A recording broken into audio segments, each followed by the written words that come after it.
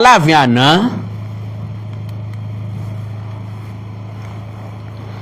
tí wọ́n lọ sọ́dọ̀ vice president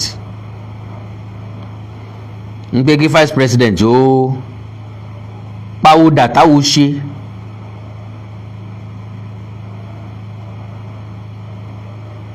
kí wọ́n vice president ó pawódà táwo ṣe kí wọ́n sọ àwọn di kí wọ́n ipò tí Ọọ̀ni wà kí wọ́n yọ Ọọ̀ni kúrò ńbẹ̀ kí wọ́n fi àwọn ṣe olórí aládé.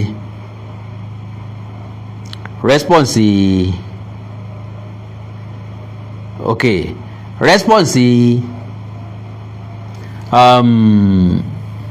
vice president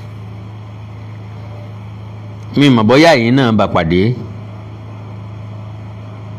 Now oríṣiríṣi àwọn èèyàn ọ̀nà tí wọ́n gbàgbé kalẹ̀ lèmi ò like ká máa gbé gbogbo nǹkan kalẹ̀ lọ́nà ìjà. A lè bára wa sọ̀rọ̀ nítùbí nùbí ká pass message across láì búyàn tàbí láì ṣépè fún yàn. So gbogbo àlà ń dàgbà sí lójoojúmọ́ tó yé dẹ̀ ń yé wa sí lójoojúmọ́. Lóòótọ́ ìbínú ọmọ polówó hàn lẹ́sẹ̀ńlẹ̀ tínú bá ń bí gbogbo wa we do react. So now bẹ́ẹ̀ nìkan ṣe sọ lélẹ́yìí Yorùbá or your people are disturbing us in Yorùbá land. Ẹ̀yin náà gbàgbọ́ pé kàndá ti wà nínú ìrẹsì. Now topic tán fún àpilẹ̀kọ yẹn ni how Professor Osinbajo disgraced late Alafin Adeyemi III when Alafin went to Abuja in 2015 over supremacy with Ooni of Ife. Are you getting me? So kó tó di pé wọ́n jẹ Ọọ̀ni tuntun ní kété tí Ọọ̀ni Adéyẹyè àbí ẹnu mi àgò ní kété tí Ọọ̀ni Olúbùsì Ẹ̀bìtì kí wọ́n pèrè tọ́wàjà ni bàbá Aláàfin lọ sí Àbújá. Mi lè dispute ẹ̀ pé wọn ò lọ rárá. Ẹ mọ̀ kéèyàn gbẹ̀rí èèyàn jẹ́ pé àẹniyàn ò lè ṣe ọ̀pọ̀lọpọ̀ nǹkan tá a ti rí ní gbàgede kò lè jẹ́ ká dispute ẹ̀. Àkọ́kọ́ sílẹ̀ tí bàbá dismantle Ilé Ifẹ̀ níta gbangba la fẹ́ sọ pé kò rí bẹ́ẹ̀ ni. Ẹlẹ́ẹ̀kejì sílẹ̀ tí bàbá sọ wípé àwọn làwọn yọ Ládọjà kúrò nípò. President sọ pé òun ọmọ tó fẹ́ fi yọ sọ pé ẹ mọ̀ tẹ́ fẹ́ fi yọ àbí àwò fún yín ni tẹ́ fi yọ àti bẹ́ẹ̀ bẹ́ẹ̀ lọ. Gbogbo eléyìí n tó sọ fún wa ni wípé ẹni tó lọ sójú ogun tó pààyàn 6 ó délé ó sọ fún yín pé ojú ogun le o èèyàn 6 mo mú balẹ̀ o irọ́ ni ó pààyàn 6 ó bọ́ sẹ́kùlé ó tẹmọdé 6 pa ó fa àkàsù ẹ̀kọ́ 6 mọ́ra ó san pọ̀npọ̀npọ̀n ẹgbá yóò ta ó nàyàn 6 láyò 6 gbé bójú ọ̀bà tó togun lóòótọ́ ojú tó ti lé. So in 2015 Aláàfin Lamidi Adeyemi went to Abuja to seek. So like I said kí wọ́n tó jẹ Ọọ̀ni tuntun nìṣẹ̀lẹ̀ yẹn wáyé. Mi ò lè jiyàn rárá, mi ò lè sọ pé kò rí bẹ́ẹ̀ rárá, mi ì dẹ̀ lè sọ pé wọ́n kúùkọ ẹ̀ ni, kò sẹ́ni tó máa kúùkọ ẹ̀. Lóòótọ́ l'Aláàfin máa lọ ń pé ẹjẹ́ àpawòdà táwo ṣe Ọọ̀ni nìkan báwo ńgbà tí mo ti jọ ní ẹ jẹ́ kí n take position yẹn. Bàbá ọmọ wípé ó ti wà registered and again mistake táwọn kan ṣe wípé Awólọ́wọ̀ ló dètò ìgbìmọ̀ lọ́balọ́ba rú because mo gbọ́ nǹkan táàfà kan sọ láti Ìbàdàn tó ń sọ pé àwọn èèbó ni wọ́n kọ́kọ́ bà nǹkan jẹ́ káwọn olóṣèlú náà tó bà nǹkan jẹ́ pé especially Awólọ́wọ̀ pé lè ta Awólọ́wọ̀ dálẹ̀ ńbẹ̀ kò ló ń kà kò sí máa fẹnu sọ. Well onítọ̀ náà ọmọ Ọ̀yọ́ ni so a ti mọ ibi tí ń bọ̀rọ̀ lọ. Lóòótọ́ o ti pọ́ òwe làwé àpé o ti wí làwé àpé o ti pọ́ òwe but having said that òwe máa ń jọ tẹ nígbà míì téèyàn gbọ́dọ̀ dákẹ́ tàbí téèyàn ò ní lè dákẹ́ pé èmi ló ń pòwe mọ́ o èmi ló mọ́ lójú o.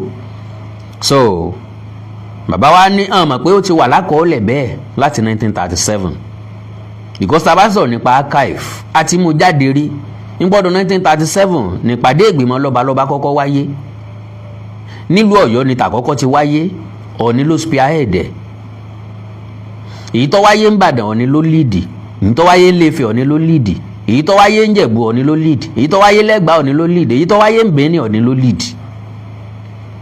Láti gba yẹn náà ti gèsè tẹ̀ pé Ọ̀ọ̀ni ní olórí ìgbìmọ̀ lọ́balọ́ba nílẹ̀ Káàárọ̀ Oòjíire. Having said that, bàbá lọ bẹ̀ kí wọ́n fà wọ́n jẹ́, wọ́n ní rárá o, kò ṣeé ṣe o, àwọn ó dúró dìgbà tí wọ́n fọ̀ ní tuntun jẹ́. Yòrí kọ̀sẹ́ni tó lè àkọ́kọ́ ni pé kọ̀sẹ́ni tó lè represent Ọ̀ọ̀ni rárá o nínú ìpàdé rárá. Ọ̀ọ̀ni kan kò tiẹ̀ gbọ́dọ̀ sọ pé kọ́ba kẹ́kọ́ lọ represent o, ojú àwòlàwò fi gbọ́ bẹ̀. Kọ̀sẹ́ni tí fi sẹ́gbọ̀nsẹ̀ rán mọ́ ẹ torí tó bá ní kọ́ ọmọ yànyàn rán yàn ń sẹ́ nígbà tó ń fipò tó wà tàfàlà ni o. Ọ̀rọ̀ ayé òde òní òsì ń bẹ̀ òní wọ́n ti pín ni, wọn kì í pín ogún ilé lẹ̀dọ́mọ oko. Ó wà ń bẹ̀ gan wọ́n ń tojú rẹ̀ yàn ọ́ mẹ́bọ, lọ wà ń bẹ̀ gangan wọn ò pín dáadáa. Ambọ̀sìmọ́sì ìgbà tó bá kúrò ń bẹ̀ tó sì ń bẹ̀ tó rìn jìnnà síbẹ̀ tàbí tó sọ pé kẹ́nìkan lọ bọ́ bójútó, kò sẹ́ni tí báyàn bójútó. Wòsàndèmí ò lè jo nísọ̀ Yorùbá wí. Wòsàndèmí ò lè jo nísọ̀, ń ṣe bí ìyá kò ní jọ̀yà, ń ṣe bí bàbá ò ní lè dàbí bàbá. Ńgbà tí èèyàn bá jáláìsí tọ́pọ̀lọpọ̀ àwọn èèyàn bá bẹ̀rẹ̀ sí lérí, ẹ fi wọn lè má wọ́rì sáwọn ọmọ ẹ̀ máa tọ́jú wọn, ń ṣe ìyá fún wọn, ń ṣe bàbá fún ẹ̀rọ ni o. Ńjọ́ tẹ ti dayẹ̀ pẹ̀lú kú lórí tí kálukú ti lọlé ni wọ́n ti máa pé bàbá ẹgbẹ́ máa yọ ọmọ tó bí o. So kí mọ́ gbàsìkò yín kì í sì mọ́ dání lágara. In 2015, Alafin Lamidi Adeyemi went to Abuja to seek for a chance of representing the Ooni's official position at the federal level after Ooni demised. On getting there, Adeyemi III met the President Buhari and explained his reason for coming. Buhari advised Adeyemi III to go and meet his vice Osinbajo because he's a Yoruba man and he knows more than him in Yoruba histories, traditions and culture, which is very, very correct, which was very, very correct. Why? Buhari ò lè decide fún wa. Buhari ò mọ̀ nǹkan kan pa ilẹ̀ wa. Tí Buhari bá fẹ́ intervene yóò kàbùkù. So Ọ̀sínbàjò náà ni kí wọ́n lọ rèé bá. Ọ̀sínbàjò tí wọ́n dẹ̀ lọ bá, Ọ̀sínbàjò iṣẹ́ ọmọ kékeré kì í ṣe mọ̀jẹ̀sín, kò ní láti ṣẹ̀ṣẹ̀ lọ lílọ gbèsè, ọmọ right answer. So as Adeyemi got to the office of the vice president, he was well welcomed and accommodated. Adeyemi still explained his reason for coming to Abuja, and he said he doesn't want the vacant space of Ooni to affect the National Traditional Council of Obas. Òjé tí bàbá yọlé wọn lọ́wọ́ ni wípé káàyè yẹn mọ́ sófo, ẹ jẹ́ kí n máa di títí tí wọ́n fi jọ ọ̀nà mi. Ká ní wọ́n ṣe mistake ṣé bẹ́ẹ̀ ni ọ̀rọ̀ wà di àti tòjé bolóòsà lọ́wọ́ ó kú bá bẹ́ẹ̀ ni tí ó bọ. Kò sẹ́ni tí yóò lè gbà padà lọ́wọ́ Aláàfin mọ́. Ẹ jẹ́ kéèyàn mọ sáǹdì nínú orí wa. Ibi kò sẹ́ni tí yóò lè gbà mọ́. Ibi tí ó padà rìsọ́ọ̀tì sí ní ọ̀rọ̀ Akíntọ́lá pẹ̀lú Awólọ́wọ̀. Ntọ́sẹ̀ gbogbo supremacy nǹkan tá à ń sọ nísìnyí erémọdé ni ìbá jẹ́ lẹ́yìn tí ìbá máa ṣẹlẹ̀. Yọkàn dàbí ọ̀rọ̀ Awólọ́wọ̀ ni àti Akíntọ́lá àkòjé bolóòsà lọ́wọ́ because ìṣẹ̀lẹ̀ àárín Awólọ́wọ̀ àti Akíntọ́lá majority àwọn èèyàn ń dá Akíntọ́lá lẹ́bi. Majority tọrọ òye bí wa à ń dá Akíntọ́lá lẹ́bi. Bàbá wò pìlẹ̀ ọ̀rọ̀ dáadáa a rí i pé bàbá Awólọ́wọ̀ náà wọ́n fẹ́ ń lékun méjì ni with due respect sí bàbá lórí pé n tó ní rẹ́kọ̀dù wọn lẹ̀ Káàárọ̀ Oòjíire kò wọ́pọ̀ ṣùgbọ́n ọ̀rọ̀ wọn bí ẹ ń lékun méjì ni. So because bàbá Akíntọ́lá ló wà ní federal tẹ́lẹ̀tẹ́lẹ̀, Awólọ́wọ̀ wà ní western region. Awólọ́wọ̀ fẹ́ lọ sí federal láti jẹ president. Wọ́n ní Akíntọ́lá máa bọ̀ ní western region, kó máa bọ̀ ní western region. Níbi tí bàbá ń lọ ní federal kò gbá mọ́.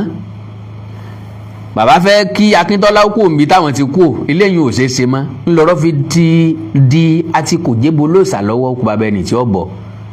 Ní gbólóhùn bí ọba ṣe bọ́ á sì gé lónà jẹ jáde. Gbogbo alámọ̀ tó padà rìsọ́ọ̀tì sí ńlọ rìsọ́ọ̀tì sógun wẹ̀ tiẹ̀ ńlọ líìdì sógun abẹ́lé tó wáyé nítorí ńlọ líìdì sí dìtẹ̀gbàjọba ńlọ dẹ̀ líìdì sógun abẹ́lé.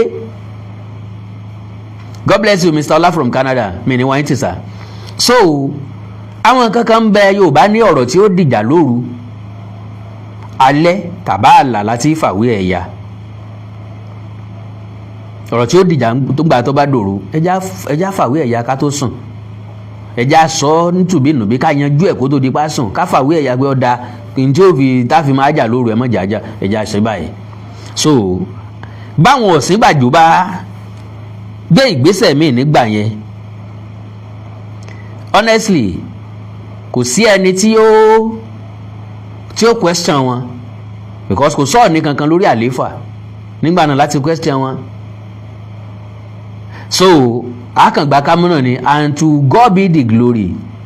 Ká ní Ọọ̀ni Adéyẹyè náà lọ padà jọba dàjọ ní nísìn tí wọ́n dẹ̀ ti gbé kinní yẹn fún ọba Adéyẹmí. Nítorí Ọọ̀ni Adéyẹyè máa sọ nísìn ni pé ẹ wo ẹ fọ̀rọ̀ supremacy lẹ̀, bí ìlú ṣe fẹ́ da lóyìn kágbón lò, bá a ṣe fẹ́ ṣàǹfààní fáwọn èèyàn lù ní ká tẹpẹlẹ mọ́. Nítorí Ọọ̀ni Adéyẹyè ọmọ sọ nìyẹn o. Ọọ̀ni ilé ọ̀rá yìí pé èèyàn bá yàn ja ìjà supremacy gangan o. Ọlọ́run ọba mi ń gbọ́. So God bless you sir, God bless you ma. Ọọ̀ni Adéyẹyè ọ̀rá kò láǹfààní, wọn ò ní time, wọn ọ̀rá yìí pé à ń jìjà supremacy. Wọ́n sọ pé kábíyèsí Ọọ̀ni position Ọọ̀ni ni wọ́n ti gbé fàlàfin yẹn sọ pé kí wàá ní kílẹ̀ fẹ́ ká ṣe sámámá lọ jà ní ẹ wò ọ̀rọ̀ ìṣèjọba nísìnyí ti kọjá gbogbo bẹ́ẹ̀ yẹn jàre, kí láǹfààní táwọn ìlú fẹ́ jẹ, báwo ni ìlú ṣe fẹ́ dàgbàsókè, development ní kẹjá bójútó, ẹ wò ẹ fọ̀rọ̀ olórí kan sílẹ̀. So lóòótọ́ gbogbo ọmọ káàró òjìrè ni ò ní gbà, mo ń fi eléyìí sáwẹ́wà ni o, kò lè wáyé láéláé o, kò lè wáyé bóyá nìsín àbí lọ́dún tí ń bọ̀ àbí lọ́jọ́ iwájú, kò lè wáyé láéláé. Ó ti wà létò bí ìṣe wà títí ayé ò fi parẹ́ nu, àfi tí ìbá ṣe lè fẹ́ gbogbo àti jáde lóko. Then ń bò lọ́ba dé náà, okay, he said he doesn't want the vacant space of Ọọ̀ni to affect the National Traditional Council of Obas. Ipò tó ní fílẹ̀ àfẹ́ kó ṣòfò ló jẹ́ ká máa ṣe. Wọ́n jẹ́ òye bàbá wípé National Council of Obas gan immediately tí Ọọ̀ni okùn Adésíjú Adé ti wàjà ńlá wọ́n ti tilẹ̀kùn mọ́, làwọn ti stop ẹ̀, làwọn ti suspend ẹ̀, ó dìgbà tán bá gbé Ọọ̀ni padà kó tó tẹ̀síwájú padà. Can you now see the power of Ọọ̀ni in the old Southwest, in the old federation?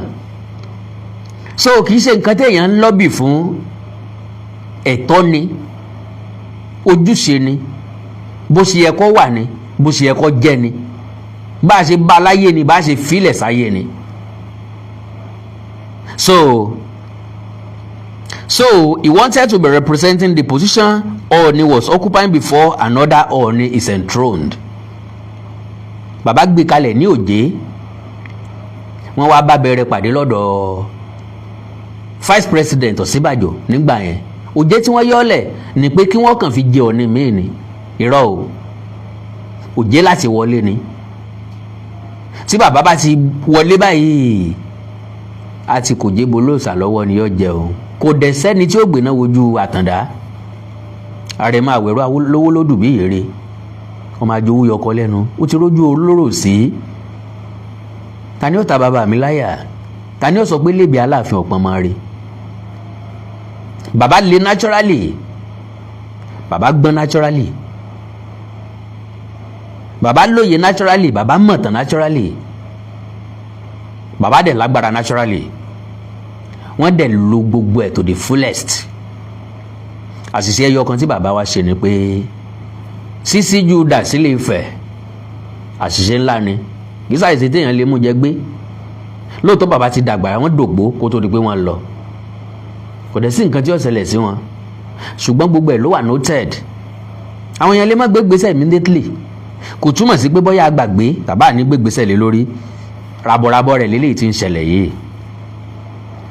So Professor Ọ̀ṣínbàjò told Lamidi Adeyemi, with respect, Professor Ọ̀ṣínbàjò told His Imperial Majesty Ọba Lamidi Adeyemi categorically that the Federal Council of Traditional Rulers has been suspended since the demise of the Ọba Síjú Adé, and that one could represent that no one could represent or replace the space. The government will be waiting until the new Ooni enthrones and no Oba from Yoruba land to occupy or represent the position of Ooni at the federal level, because it is already in white level. It is already in white gazette since 1937, as documented by the then British Governor General of the Federation, Governor Bernard, and no one will change it. It's life and permanent. Títí ayé bí ó ṣe wà nù o. Àjẹmọ́nú ni àjẹwọ̀ ni, kò sẹ́ni tí ó yí padà láíláí tá yóò fi dọ̀run.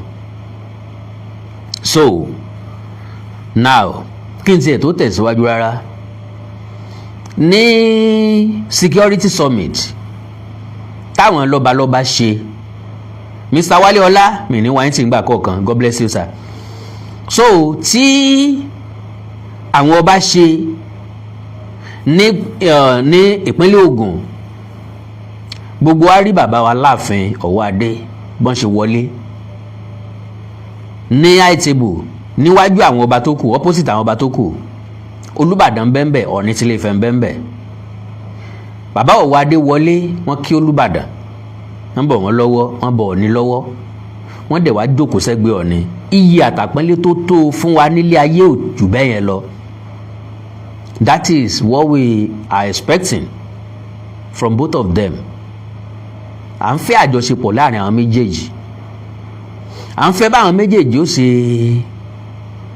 lead tá a máa follow wọn pẹ̀lú ọkàn kan, pẹ̀lú inú kan, pẹ̀lú èròǹgbà láti mú ìdàgbàsókè bá ilẹ̀ yìí.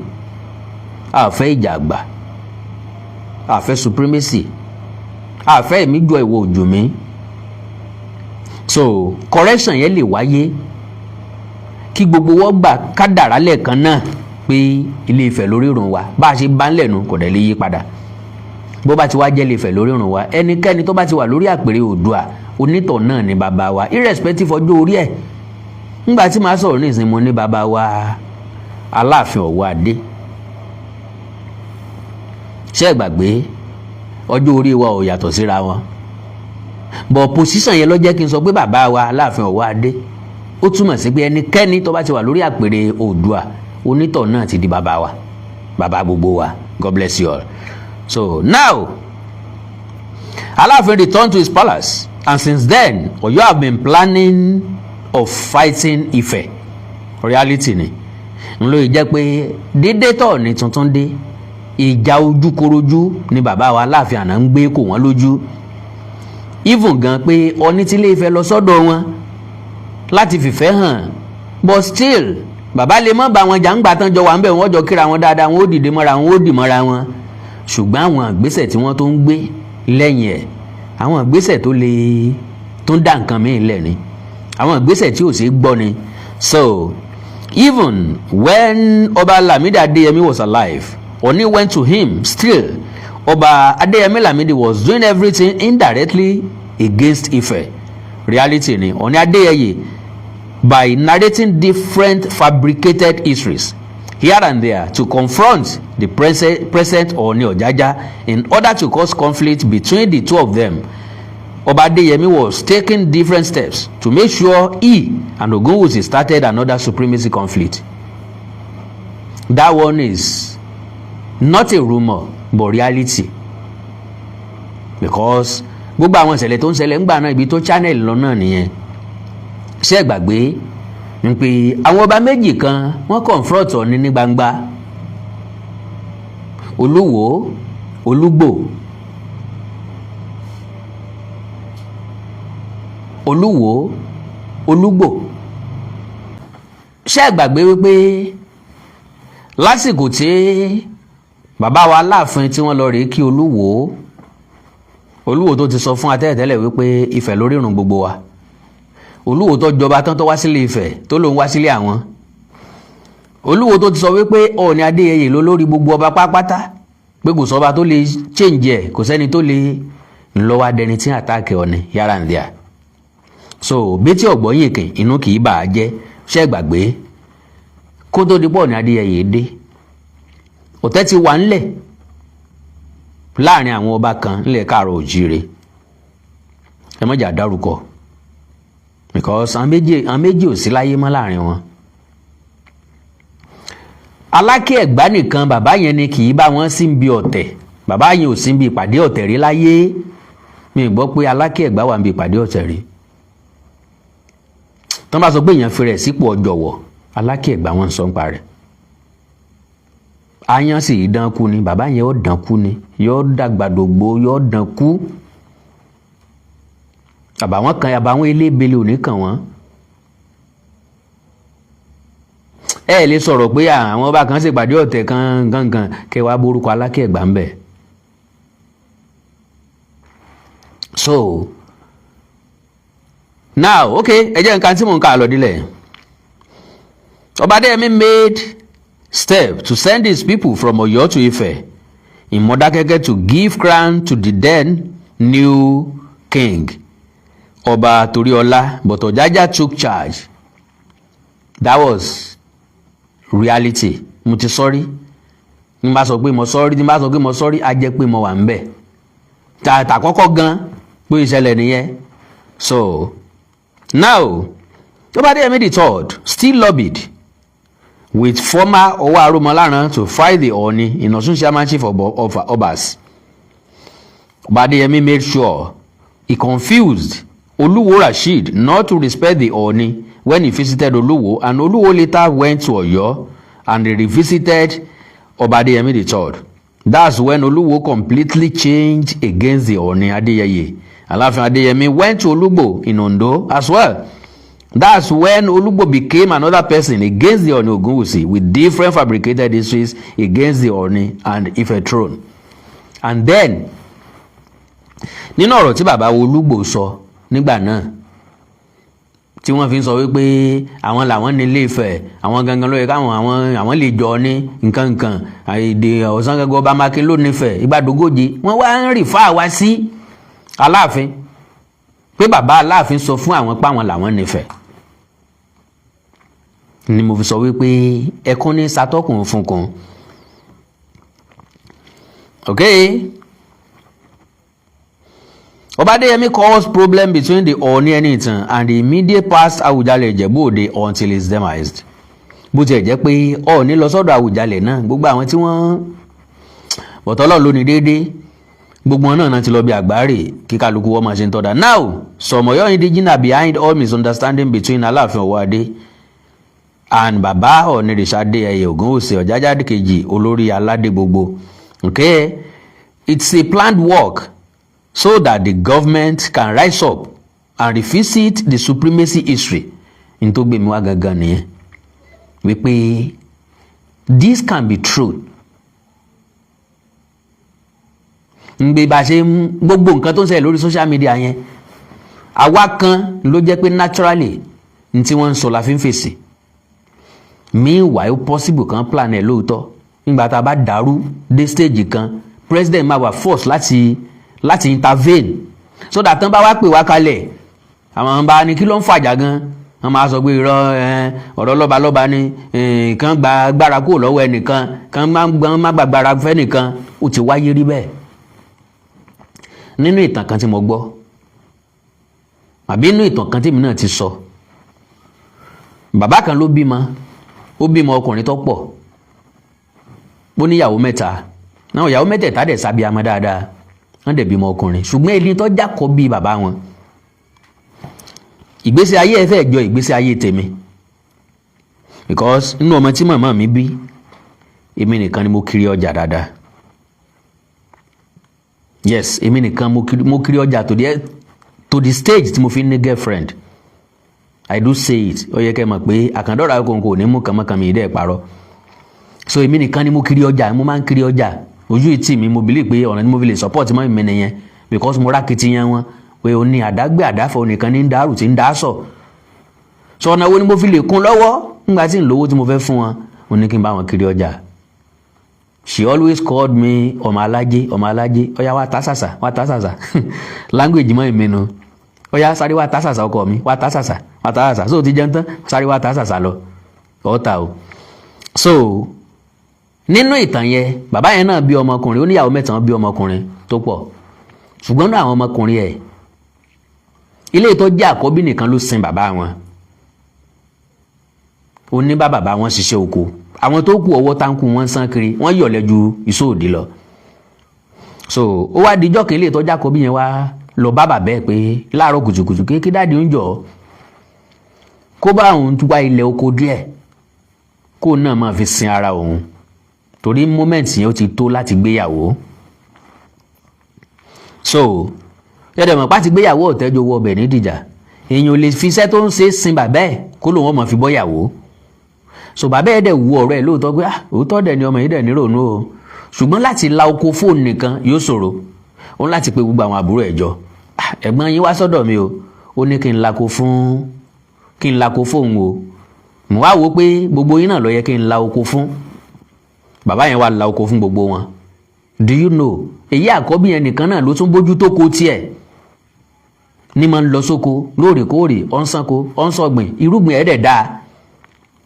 Ńgbà tó wó dẹ̀ ti wà lọ́wọ́ ẹ̀ tí irúgbìn rẹ̀ ti dáa, ó fẹ́yàwó. Bàbá ẹ̀ fẹ́yàwó fún un. Ṣé gbàgbé ńgbà tó ti jọ́ ọmọ olórogún mẹ́ta, kọ́mọ́ bà dàbí ẹni pé wọ́n fẹ́ràn kan, wọ́n yàn kan pọ̀ sí wọ́n yàn àwọn kan láàyò. Bàbá wọn fẹ́yàwó fáwọn tó kù náà. Ṣùgbọ́n àlà ni ó fòkó ọ̀lẹ hàn. Wọn ò bójú tó ko, fáàrí làwọn ń ṣe.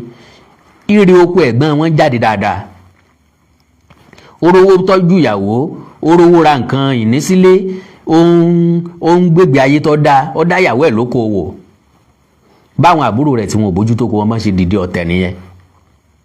Ló di pé wọ́n máa dẹ ìyàwó wọn sí ìyàwó ẹ̀gbọ́n wọn kó máa bá wọn jà, kán máa jọ kán máa bá jà. Nínú ilé bàbá wọn náà wọ́n sì ń gbé. Wọ́n pé láyé àtijọ́ ilé bàbá wa la ti bẹ̀rẹ̀. Èmi fúnra mi ìgbà tí mo máa bí first born nílé dádì mi mo bí sí. That is our culture nílùú òkè. Tàbá bí máa kọ́ bí a sọ pé ilé bàbá wa la ti fẹ́ sọ lórúkọ. That is our own nature. Mi ìmọ̀ bó ṣe rí ńlẹ̀ bò mí o. Kí n má sọ wípé gbogbo wa bó ṣe rí lọ́dọ̀ gbogbo àníyẹn. Bò bá wa ṣe nìyẹn, bí mi ṣe ṣe nìyẹn. I will never lie for any reason. Kí n wá package ara mi, no, I don't package. I will always say the real, the fact, the truth. So inú ilé bàbá wọn sì ń gbé. Àwọn yẹn máa dẹ ìyàwó wọn sí ìyàwó ẹ̀gbọ́n wọn. Bó bá gbé gbá wọn á ní ó gbé dáadáa, bó gbá o wọn á ní ó gbé dáadáa, bó pọn mi wọn á ló gbé dàálẹ̀, bó gbálẹ̀ wọn á ní kò gbá mọ́, bó gbálẹ̀ wọn á ní ó kó sẹ́gbẹ́ kan ó kò tì.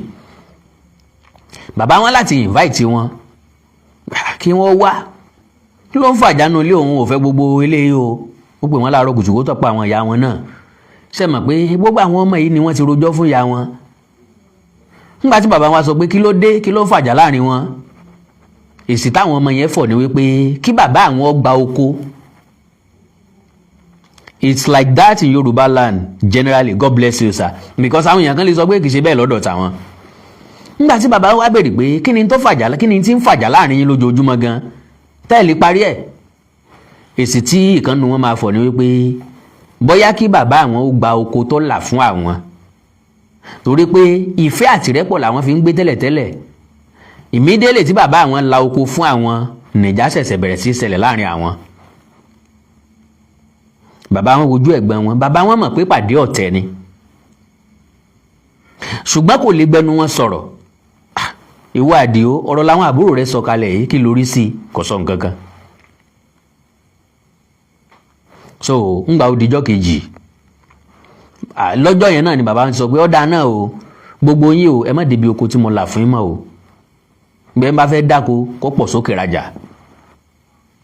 So now bàbá ti sọ bẹ́ẹ̀, ó wá dàárọ̀ ọjọ́ kejì. Àdìó tí mò ń sọ̀rọ̀ rẹ̀, òun bá lọ sọ́dọ̀ bàbá wọn, ó jí lọ sọ́dọ̀ bàbá wọn pé bàbá wọn ẹ dákun, ọ̀rọ̀ táwọn sọ lánàá ṣé ibi tá a sọ sínú lẹ́fẹ́ fi sí ni. Bàbá ẹni bí ojú ẹ̀ làwọn àbúrò rẹ̀ ṣe ń sọ, ó jiyàn gbà náà, bí mo fi sí náà mo fi sí omi. Bó o lè ṣe wá fẹ́ kémi ó sọ̀rọ̀ mi sí. Òwe tí bàbá rẹ̀ pa fún gbà náà ni pé bí bàbá rẹ̀ bá mú gbó, ìwọ náà mú gbòòrò. Bí láò bá ṣe é gbé, èèyàn máa gbé làlà. Bàbá dé ke òkèrè a kì í wá ohun oko tì. Ìyẹn ló mú ọkùnrin òun láti kúrò nínú ilé wọn, òun ló kọ́kọ́ tó jáde lọ sẹ́yìn òdì. Orí tí ọba dire yóò padà sọrí náà ni. at the end of the day torí pé wọ́n dìde ọ̀tẹ̀ mọ́.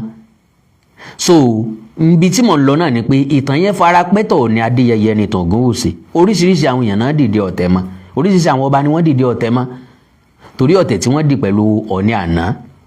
Kò dẹ̀ sí tí wọ́n dìde ọ̀tẹ̀ tí wọ́n ń pègbọ́n ọ̀tẹ̀ lé lórí ju pòsíṣàn tó Ọọ̀ni àná náà wà lọ, pòsíṣàn táwọn Ọọ̀ni máa ń wà lọ, because wọ́n rí gẹ́gẹ́ bí pòsíṣàn ọlá dẹ̀ ni. Tí nǹkan bá ṣẹlẹ̀ lórílẹ̀‐èdè Nàìjíríà wọ́n bá ti pe sọ́tà wọn ó pọ̀ ni, wọ́n bá ti pọ̀ ni wọ́n pe sọ́tà. So kò dẹ̀ sẹ́ni tí nǹkan rí òwú, orí adẹ́tù ń pè tí àrán, orí adáràn ń pè tí ọba, ṣùgbọ́n orí ló tá lásán bá ròkun. Orí ládé, orí lóyè, orí lọ́ba. Ọlọ́run ọba mi ní ń tó bó bá ṣe tó kádàrá ẹ̀dá lẹ̀dá ó gbà. So ọ̀gbẹ́ni Àdìó ó padà lọ sílùú mi, ó padà sóríire ń bẹ̀, àwọn àbúrò rẹ̀ padà wá sìn náà ni. So ẹ má bínú o pé mo fìtàn gba àkókò yín o, ntọ́ bá jọ ńlá fi wéhun ni o, ipò ìpàlọ́jọ pósẹ̀ lérí ọwọ́ alábàáhùn ju àrán ọ̀pẹ, ẹnu màdó jẹnu rà, ẹnu kẹ́kẹ́ jọ tẹja, ọjọ́ra wọn ló jẹ́ kí n fi wéra wọn. Mo sì nígbàgbọ́ pé bẹ́yìn tẹ́ jẹ́gbọ́n mi ẹ̀yin bàbá àti màmá mi ò bá rí nǹkan kan kọ́ ń bẹ̀ tàbí tẹ́ rí nǹkan kan píìkì ń bẹ̀, mo mọ̀ pé mi ò lè ṣàìrìn ní bí àwọn àbúrò kan tàbí méjì táwọn ó rí nǹkan kan tàbí méjì píìkì ń bẹ̀. God bless you. So n tí mo fẹ́ mú jáde ń bẹ̀ ò ní pé ó rọrùn lóòótọ́ kí wọ́n plan ẹ̀ pé bí ó bá dàrú kì í ṣe é tò, àsìngbà tá a bá dàrú gbùdùgbùdùgbùdùgbùdùgbùdù lára reason tèmi fi shift back nìyẹn. Ká má morúkọ mi mọ́, lóòótọ́ gbogbo nǹkan táwọn èèyàn tí ń jáde látọ̀yọ́ tí wọ́n ń sọ gbogbo ẹni mọ̀ ń compile o, wọn ò stop, everyday ni wọ́n ń jáde, ṣùgbọ́n mọ̀ ń compile ẹjọ́. Ó possible kó jẹ́ gbà tán bá tún dákẹ́ lèmi ó tún sọ pé kò sáàyè àti dákẹ́ mọ́. Nígbà náà ẹ̀ ní lè pè mí láláṣejù mọ́ tó dẹ̀ máa testify sí pé no bọ̀bọ̀ yìí dẹ̀ wá try o, ó dẹ̀ wá ní sùúrù o. Bá a ṣe ń sọ pé wọn ò rán wọn lẹ gbọ́dọ̀ máa sọ pé kò sẹ́ni tó rán èmi náà nígbà náà, because gbogbo gbólóhùn wí pé wọ́n sanwó fáwí kónkó ni everybody ti mọ̀ pé kì í ṣe iṣẹ́ owó báyìí, torí tó bá jẹ́ sí owó kò yẹ kí n stop, mo sá gbọ́dọ̀ iṣẹ́ owó tí n bá gbà. So a sọ pé wọ́n rán wọn ni, ẹnìkan kò ní lè sọ pé wọ́n rán èmi náà. So àwọn tí wọ́n ń persuade mi kí wọ́n gbìyànjú láti persuade àwọn náà. So that is my point. So mo wá reason pẹ̀lú nǹkan tẹ́ni sọ, ó ní it's a plan work so that the government can rise up and revisit the supremacy history, but it is not easy for them to claim the supremacy through the history of the dead Oyo Empire. Hence, some of the Oyo people laid emphasis on the history of the dead Oyo Empire, whereas Atiba didn't establish this Oyo Atiba as an empire. It is merely Agodo Oyo that later led to Oyo Atiba, and later the name Atiba was removed to be called Oyo Town. One cannot and should never compare if a throne of thousands of years to a throne that was established in the 19th century, 1837. The throne of Ife is true throne of Oranfe, Obatala, and Owaleriola Udidi, alias Odudua. The supremacy was not created by Awolowo, as some of Oyo allege, and the usage of Ooni as a title can be traced to some of the titles used by Odudua and later adopted by what already ordained by Osangangan Obamakin as the Onile, the owner of the land, which is abbreviated as Ooni, and later stick to it by the Onelajodogun, the son of Oromia, who streamlined the royal houses to cover the lineages of the three dynasties, which are Oranfe, Obatala, and Odudua dynasties. So, nbi tá ń lọ náà ni wípé lóòótọ́ làwọn èèyàn kan lè plan ẹ̀, ẹni tó gbé mi wá gangan nìyẹn o, pé ó possible lóòótọ́ kan ro mathematics wọn papọ̀, ẹ̀já dàrú, tá bá dàrú, tá bá fún ẹ̀lẹ́ tá fún ní kíní gan, president máa wà forced, government máa wà forced láti dá sí, ẹ̀yí pé governor kankan ò dá sí. So wọ́n á tí débi pé gbogbo governor south west á dá sí, wọ́n involve for president máa wá sọ pé kí náà fẹ́, wọ́n wá ṣe nìṣe dá báràbà sílẹ̀ pé kàkà kí wọ́n kú kó jọ ní ló máa jó lórí ọba kí wọ́n kú má jẹ́ kó jẹ́ nìkankan. ọgbọ́n kójófò onílé òfò àlejò ni wọ́n ń dá kọ́dẹ́lé work torí wípé ọlọ́run ọba ò sí lẹ́yìn alábòsí. àná Olódùmarè ò ní fi gbogbo yín sílẹ̀ n tó gbé mi wá nù o n ò wá mọ̀ o.